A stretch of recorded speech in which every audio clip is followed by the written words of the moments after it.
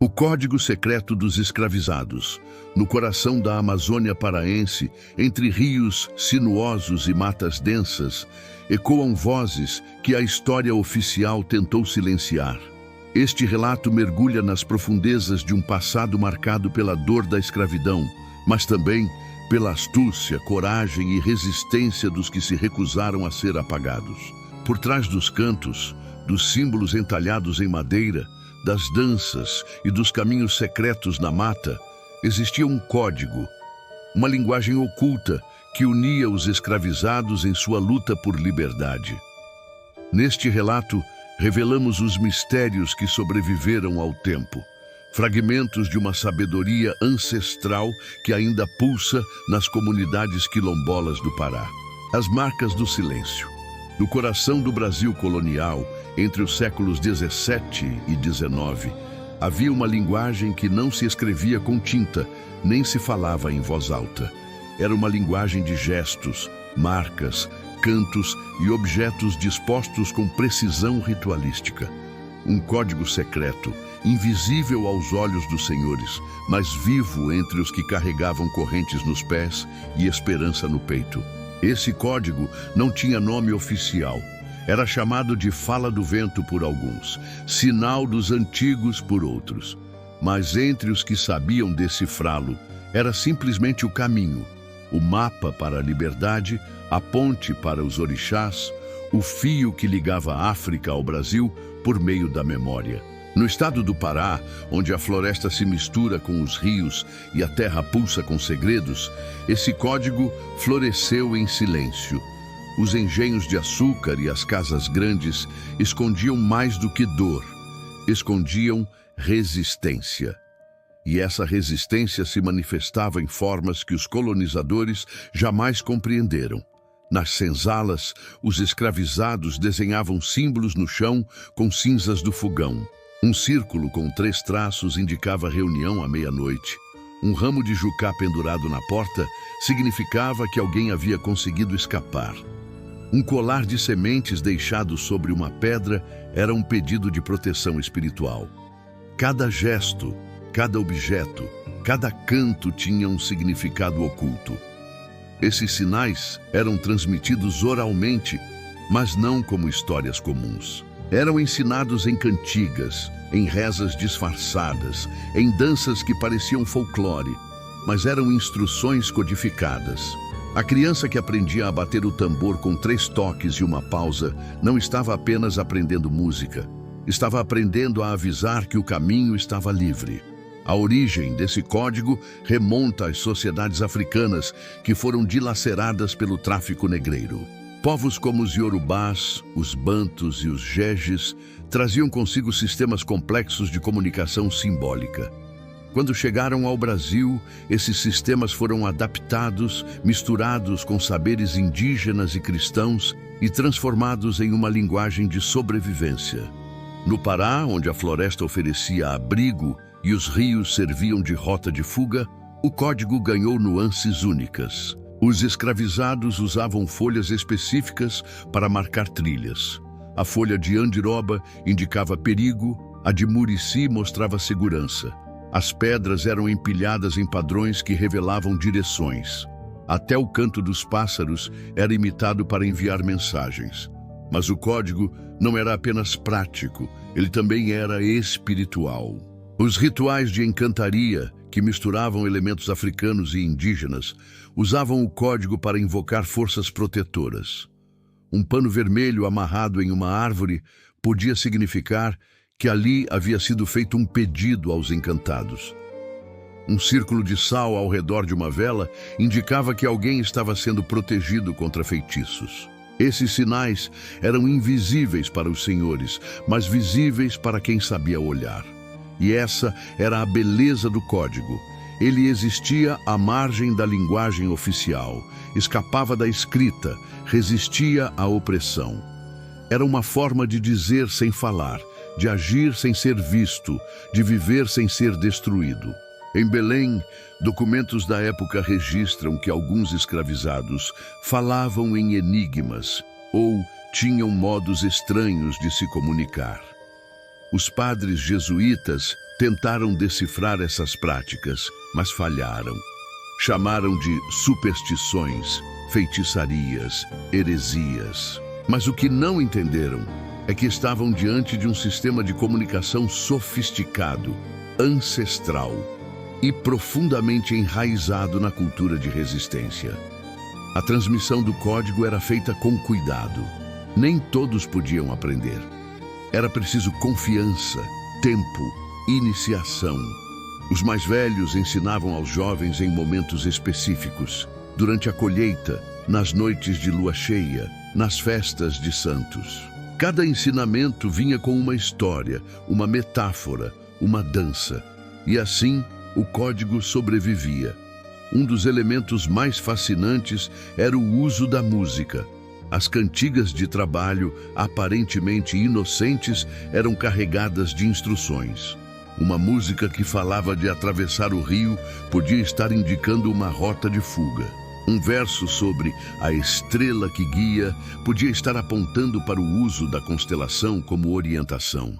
E os ritmos, com suas variações sutis, indicavam urgência, perigo ou tranquilidade.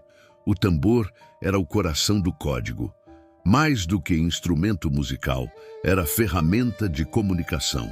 Os toques tinham significados específicos. Um toque rápido e repetido podia significar que os capitães do mato estavam próximos. Um toque lento e espaçado indicava que a reunião estava segura. E quando o tambor silenciava, todos sabiam que algo grave havia acontecido. No interior do Pará, há relatos de comunidades quilombolas que ainda preservam fragmentos desse código. Em Pacoval, por exemplo, os mais velhos falam de sinais dos antigos, que são usados até hoje para proteção espiritual. Em Igarapé-Miri, há quem diga que certas marcas nas árvores são deixadas por encantados, mas os estudiosos suspeitam que sejam vestígios do código. A arqueologia ainda não conseguiu decifrar completamente esses sinais. Muitos foram apagados pelo tempo, pela urbanização, pela destruição das matas.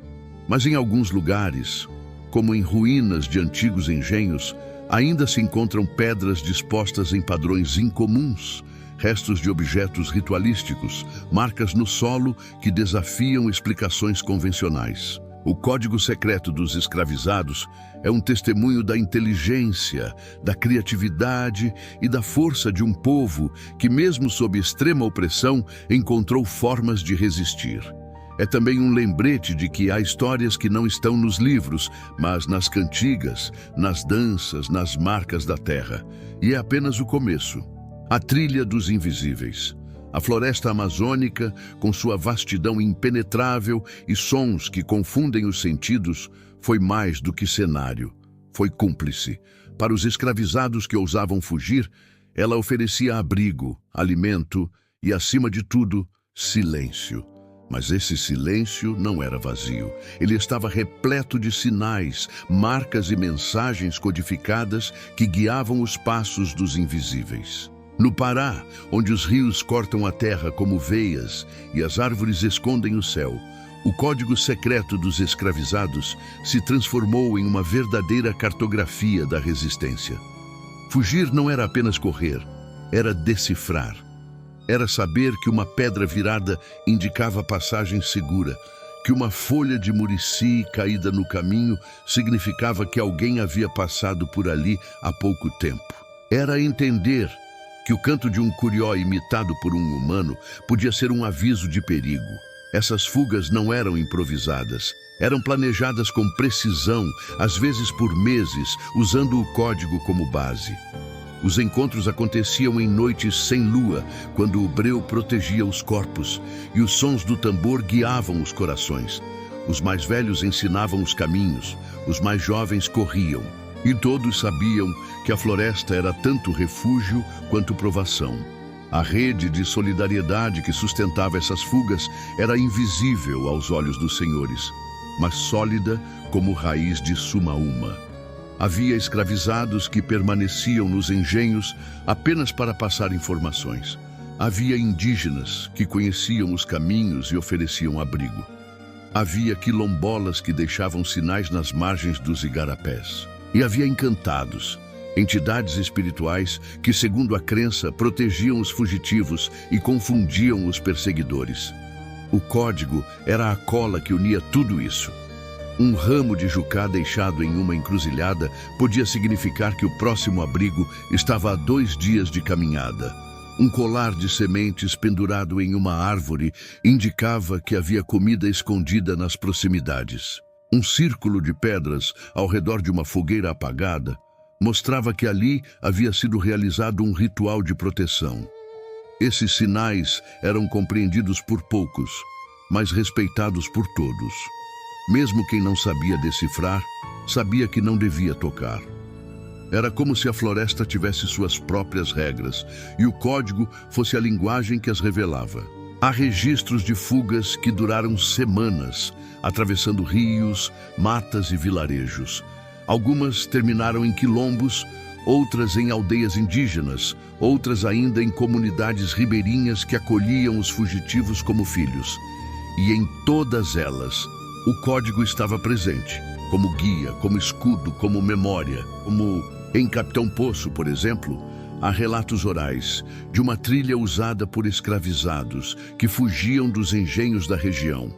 Essa trilha, segundo os mais velhos, era marcada por árvores com cortes específicos, por pedras dispostas em triângulos e por cantos que só podiam ser entoados em certos horários. Dizem que quem tentava seguir sem saber os sinais se perdia, mas quem conhecia o código chegava ao destino. Essas trilhas eram chamadas de caminhos de vento ou estradas de sombra. Eram rotas que não apareciam nos mapas, mas que existiam na memória dos corpos. E essa memória era transmitida com cuidado, como um segredo sagrado. O papel das mulheres nessas fugas era fundamental. Muitas vezes eram elas que guardavam os sinais, que ensinavam os cantos, que preparavam os alimentos ritualísticos. Eram elas que escondiam objetos sob a terra, que deixavam marcas nas roupas, que sabiam quais ervas curavam e quais confundiam os perseguidores. E eram elas que, mesmo sem fugir, mantinham viva a esperança. O código também se manifestava nos objetos. Um pente com dentes quebrados podia indicar o número de pessoas envolvidas na fuga. Um pano com bordado específico podia conter instruções. Um colar com sementes de cores diferentes podia representar o tempo de caminhada. E tudo isso era feito com discrição, com arte, com fé. A espiritualidade era parte inseparável do código. Antes de cada fuga, era comum realizar rituais de proteção. Os orixás eram invocados, os encantados eram chamados, os ancestrais eram lembrados. E os sinais deixados na mata não eram apenas práticos, eram também espirituais. Um pano vermelho amarrado em uma árvore podia significar que ali havia sido feito um pedido de proteção. Um círculo de sal ao redor de uma pedra indicava que aquele lugar estava consagrado. Esses rituais não eram apenas simbólicos, eram vivências profundas que conectavam os fugitivos com forças maiores. E essa conexão dava força, coragem e direção. Muitos diziam que durante a fuga sentiam que estavam sendo guiados por mãos invisíveis, que os animais se calavam, que os rios se abriam, que a mata protegia. A repressão a essas fugas era brutal. Os capitães do mato eram treinados para rastrear, para torturar, para matar. Mas mesmo eles temiam certos lugares. Diziam que havia trilhas onde os cães se recusavam a entrar, onde os sons desapareciam, onde os corpos sumiam. E nesses lugares o código reinava. A memória dessas fugas ainda vive, nos cantos dos terreiros, nas histórias contadas ao pé do fogão, nas marcas que resistem ao tempo. E o código, embora fragmentado, ainda pulsa. Em cada dança, em cada canto, em cada gesto, há uma lembrança. Uma lembrança de que, mesmo sob correntes, houve quem ousou ser livre. O legado dos quilombos. A fuga era apenas o início. O verdadeiro desafio começava quando os pés cansados encontravam abrigo na mata e o silêncio se tornava lar. Os quilombos, comunidades formadas por escravizados fugitivos, não eram apenas refúgios, eram territórios de reinvenção. E o código secreto, que guiava os passos na escuridão, tornava-se a base para a construção de uma nova forma de viver.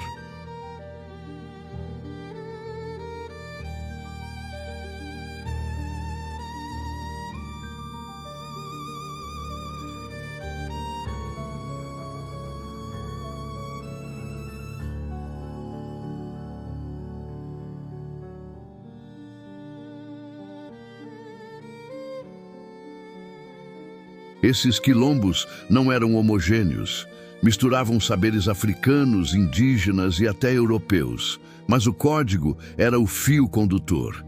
Ele permitia que pessoas de diferentes origens se comunicassem, se organizassem, se protegessem.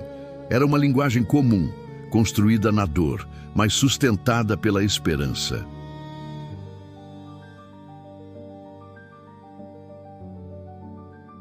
E os objetos ritualísticos, colares, panos, ervas, eram dispostos segundo padrões que só os iniciados compreendiam. Esses padrões não eram aleatórios, eram mapas espirituais construídos com precisão. Um colar com sementes de tucumã, por exemplo, podia representar a força de Ogum. Um pano azul dobrado em triângulo podia indicar a presença de Oxóssi.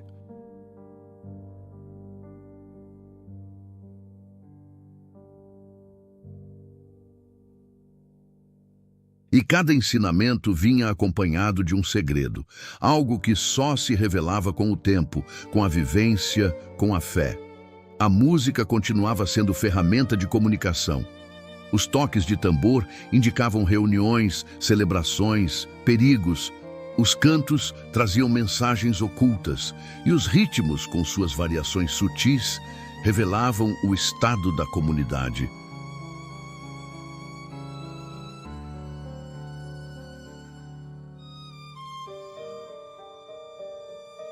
Os caminhos internos eram marcados com pedras e folhas, e os espaços sagrados eram protegidos por sinais que afastavam os curiosos.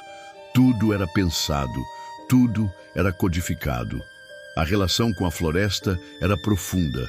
Ela não era apenas cenário, era entidade viva.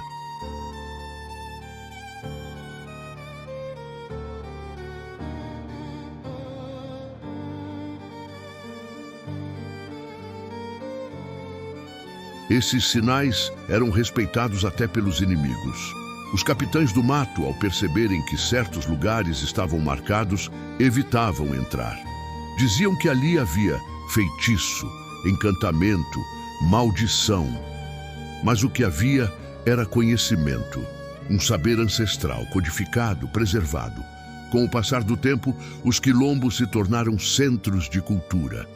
Ali se dançava, se cantava, se rezava.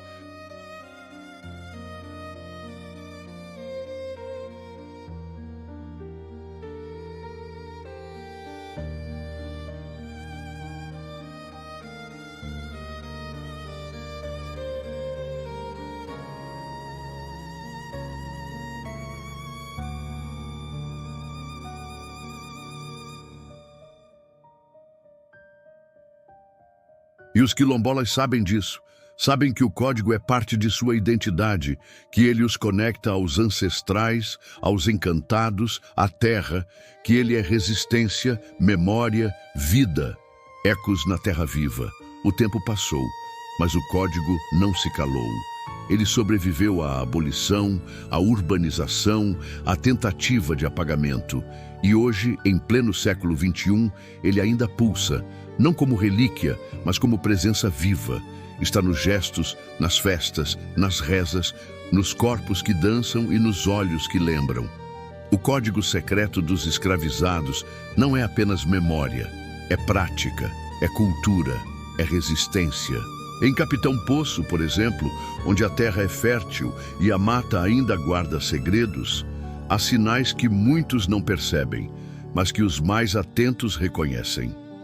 Nas comunidades quilombolas da região, como Itacoan e Ipacoval, o código se manifesta em formas sutis e poderosas. Um pano amarrado em uma árvore durante uma festa pode parecer decoração, mas é proteção espiritual. Um colar de sementes usado por uma senhora idosa pode parecer enfeite, mas é sinal de iniciação.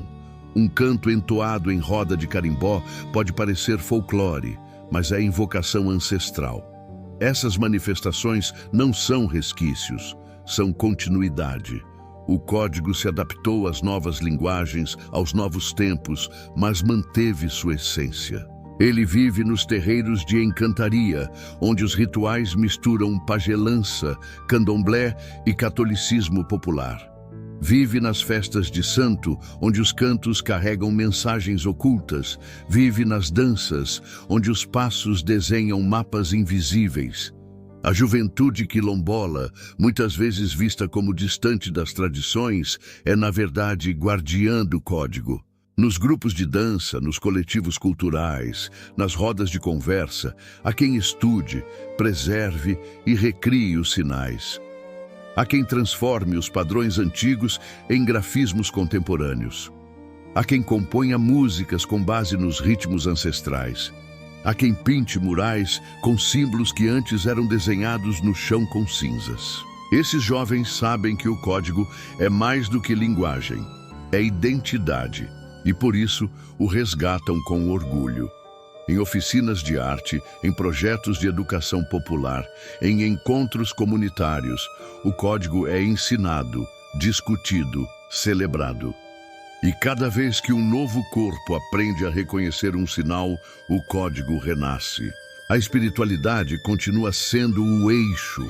Os rituais de encantaria, ainda praticados em comunidades do Pará, usam o código como base. Os sinais deixados na mata, os objetos dispostos em padrões específicos, os cantos entoados em horários precisos, tudo isso é parte de um sistema que resiste ao esquecimento. E os encantados, entidades espirituais que habitam a floresta, continuam sendo invocados com respeito e precisão.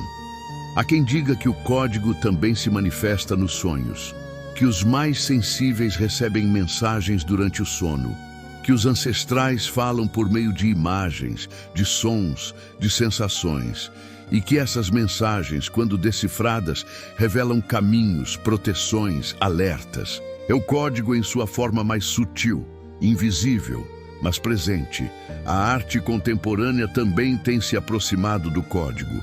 Artistas visuais, músicos, escritores têm buscado inspiração nos sinais ancestrais. Há exposições que recriam os padrões usados nas fugas. Há músicas que incorporam os toques de tambor dos quilombos.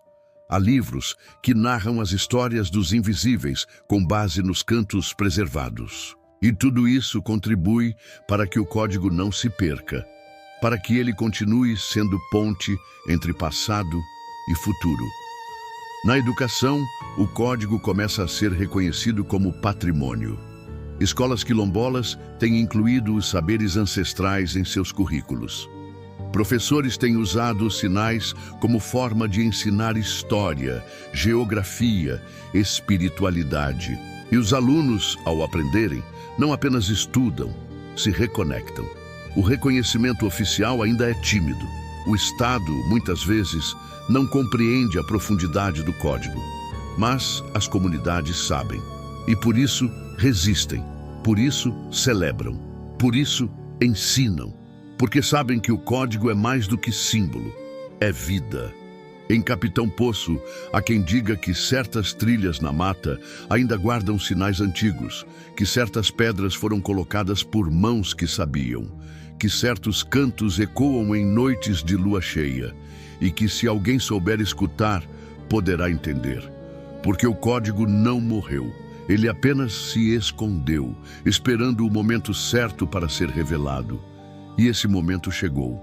O chamado dos ancestrais. O código não é apenas uma linguagem, é um chamado, um sussurro que atravessa gerações, que ecoa nas veias de quem pisa a terra com respeito, que vibra nos tambores tocados com fé. Ele não pertence ao passado, ele pertence ao agora. E cada vez que alguém reconhece um sinal, cada vez que uma criança aprende um canto, cada vez que um corpo dança com intenção, o código se revela. Em Capitão Poço, esse chamado tem se tornado mais forte. As comunidades quilombolas, os terreiros de encantaria, os grupos culturais, todos têm sentido a urgência de preservar, não como obrigação, mas como missão, porque sabem que o código é mais do que história, é futuro. Os mais velhos continuam sendo guardiões, suas palavras, muitas vezes ditas em tom baixo, carregam sabedoria.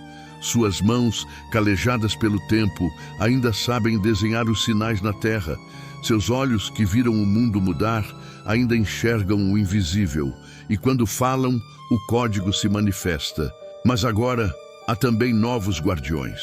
Jovens que estudam, que pesquisam, que criam, que transformam os sinais em arte, em educação, em resistência, que usam a tecnologia para registrar, para compartilhar, para proteger, que entendem que o código precisa ser vivido, não apenas lembrado.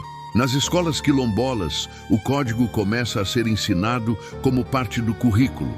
Os alunos aprendem os cantos, os gestos, os significados. Aprendem que uma folha pode ser mensagem, que uma dança pode ser oração, que uma pedra pode ser altar. E ao aprenderem, se reconectam com seus ancestrais. Nos festivais culturais, o código aparece em forma de espetáculo. As danças recriam os passos das fugas. Os cantos narram as histórias dos invisíveis. Os grafismos pintam os mapas espirituais. E o público, ao assistir, não apenas se emociona, se transforma. Nos terreiros, o código continua sendo prática viva. Os rituais seguem padrões ancestrais. Os objetos são dispostos com precisão, os cantos são entoados com reverência, e os encantados, sempre presentes, continuam guiando, protegendo, ensinando. Há também quem leve o código para além das fronteiras. Artistas que o incorporam em suas obras, pesquisadores que o estudam com respeito, educadores que o usam como ferramenta de empoderamento, e todos eles, ao fazerem isso, ajudam a manter o código vivo. Mas há desafios: o esquecimento, o preconceito, a negação. Há quem diga que o código é superstição, que é invenção, que é passado. Mas os que sabem, os que sentem, os que vivem, sabem que não é. Sabem que o código é verdade, que ele pulsa na terra, no corpo, no espírito. Por isso é preciso preservar. É preciso escutar os mais velhos.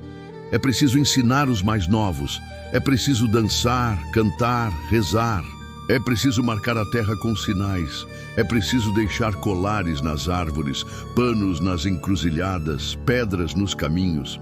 É preciso viver o código, porque o código é resistência, é memória, é identidade, é semente que germina em cada gesto de cuidado, em cada palavra de sabedoria, em cada passo de dança. É ponte entre mundos, é voz dos que vieram antes, é força dos que virão depois. E agora, mais do que nunca, ele chama. Chama os que têm sangue quilombola, chama os que têm alma encantada, chama os que têm coração aberto, chama os que querem lembrar, proteger, honrar.